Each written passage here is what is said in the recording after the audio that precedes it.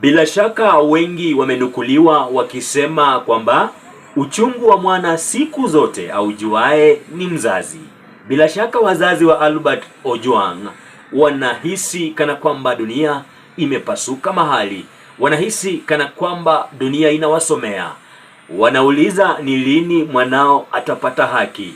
Wale polisi waliohusika katika mchakato mzima wa kufanikisha kifo cha Albert, wote watiwe mbaroni, wote wafunguliwe mashtaka.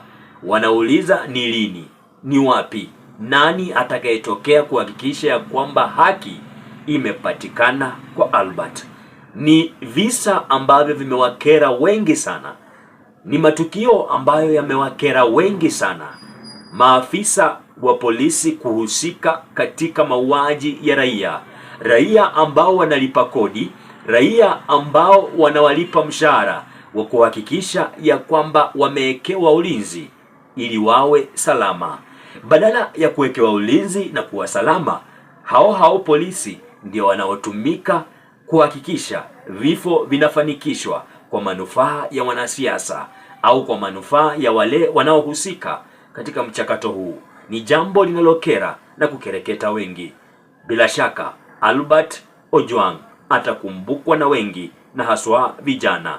Na mwaka wa 2027 unapoelekea kukaribia, basi ni changamoto kwetu sisi vijana kujitokeza na kufanya maamuzi ya kweli yatakalofanya taifa la Kenya kuwa bora na sio bora taifa.